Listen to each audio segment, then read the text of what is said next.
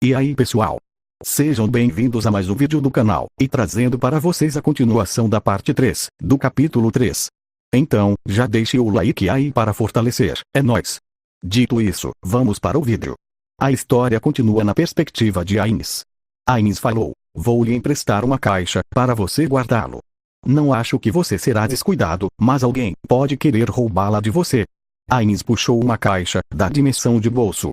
Era o mesmo tipo de item que ele usava para armazenar seu caderno pessoal. Ainz falou, depois de armazenar o livro aqui, mesmo que essa caixa seja roubada, levará algum tempo para abri-la.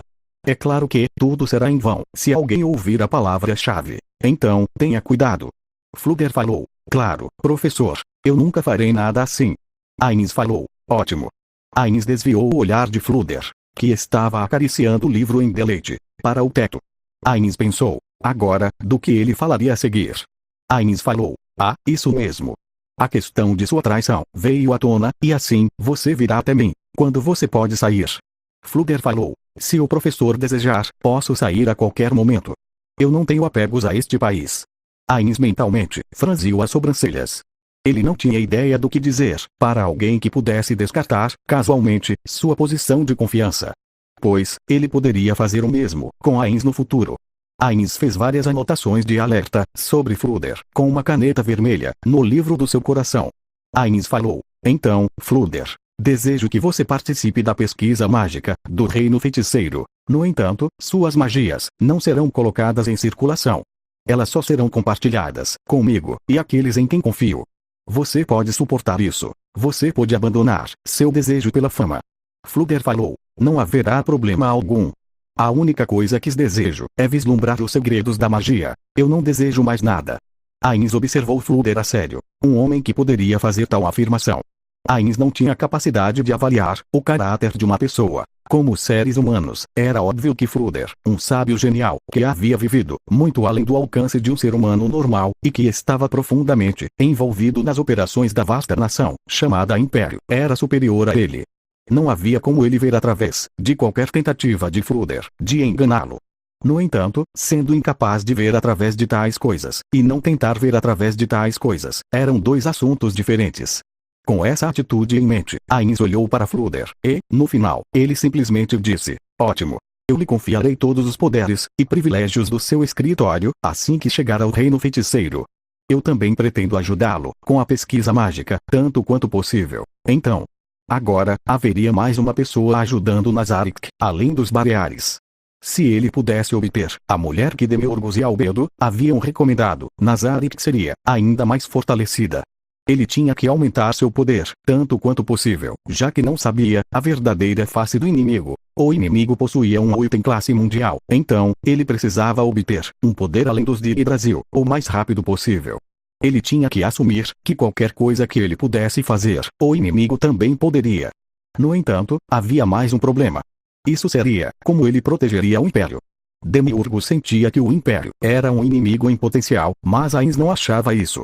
Embora o futuro não fosse claro, o uso da força sozinha, na conquista mundial, não seria uma decisão sábia. Se o Reino Feiticeiro for pintado como uma nação que aniquilasse todos que se opusessem, países que poderiam ser amigos, provavelmente, acabariam sendo inimigos. Sendo esse o caso, por que não formar uma amizade profunda com seu colega ditador, Jirkniv, e enviar essa mensagem para os subordinados? Dessa forma, poderei minimizar a força que Demiurgos e os outros usam na conquista do mundo. Que plano brilhante! Mais do que a aliança de nações, ou a aliança de guildas, a amizade, as formas de seus amigos, heteromórficos, apareceram na mente de Ainz. Ainda assim, como devo fazer amizade com ele? Comprar as pessoas com objetos, não é o jeito certo de fazer amigos, certo? Então, proteger o Império é a coisa mais preciosa para Jirkniv. Esse deve ser o melhor caminho. É bem provável que meus inimigos voltem suas atenções para isso. Ele se colocou no papel das pessoas que fizeram lavagem cerebral em Saltear. Se eles usassem os métodos usados por Ainz, então, na pior das hipóteses, eles podem usar o Yashub-Nigurat na capital imperial. Todo mundo pensaria que sou o responsável, independentemente do verdadeiro culpado. Então, eles espalhariam essa notícia em todo o mundo. Isso diminuiria muito a influência do Reino Feiticeiro. Ainz lembrou seus dias de Yggdrasil. Era tolice lutar diretamente contra uma guilda poderosa, então era bastante comum instigar guerras com outras guildas para enfraquecer a influência da poderosa guilda. Esses métodos provavelmente seriam aplicáveis aqui.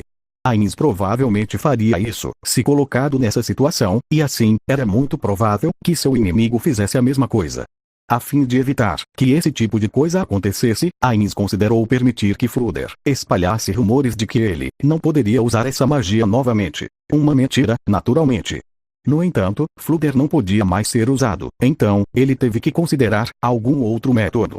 Isso é praticamente proibir o transporte de objetos perigosos, do tamanho da palma da mão. Como esperado, precisarei discutir o assunto com Demiurgos. Talvez ordenar que ele pense em uma maneira de lidar com isso.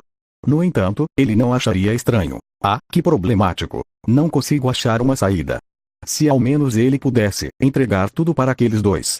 No entanto, se ele fizesse isso, prejudicaria sua imagem como um governante absoluto.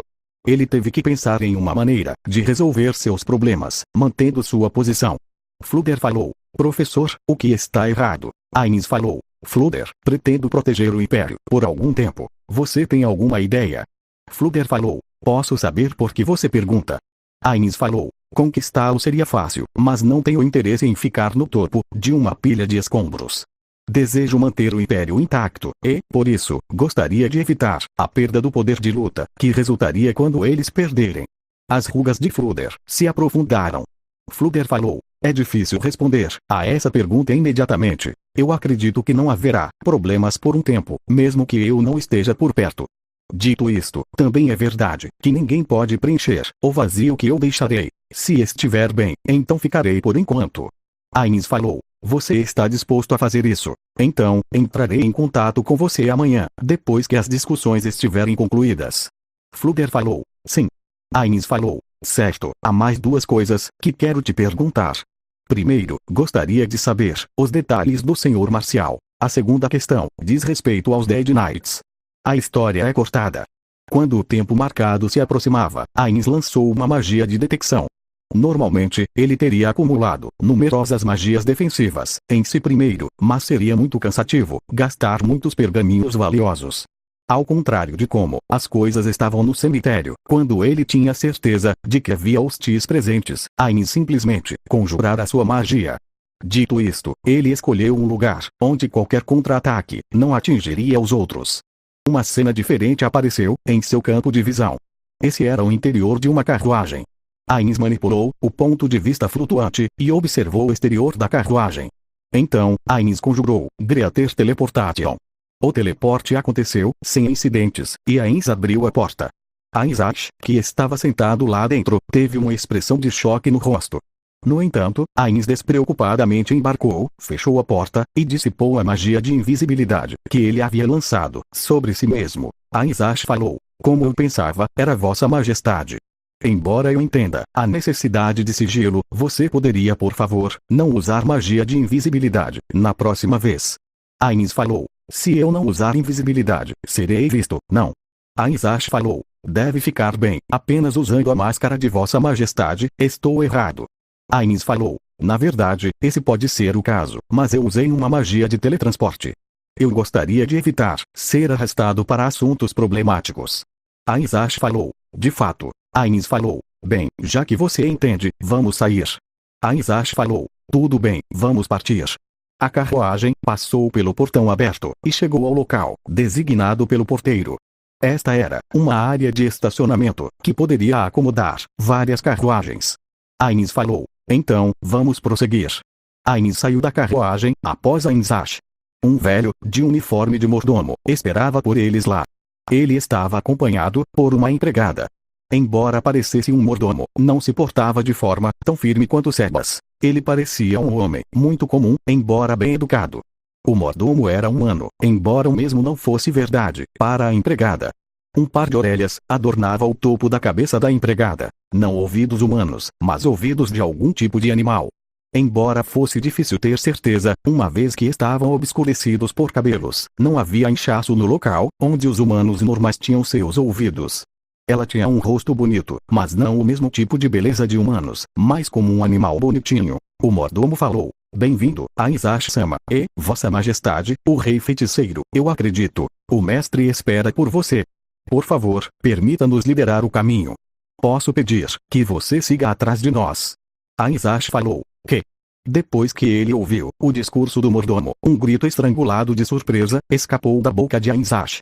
Aizashi havia dito, na conversa de ontem, que ele não traria a verdadeira identidade de Ains. Então, ele deve ter ficado chocado, porque eles conseguiram adivinhar quem era Ains. Para Ains, no entanto, isso não era nada para se alarmar. Sua máscara poderia ter escondido seu rosto, mas ele não havia mudado de roupa. Qualquer pessoa, com uma boa rede de informações, teria ouvido falar dele.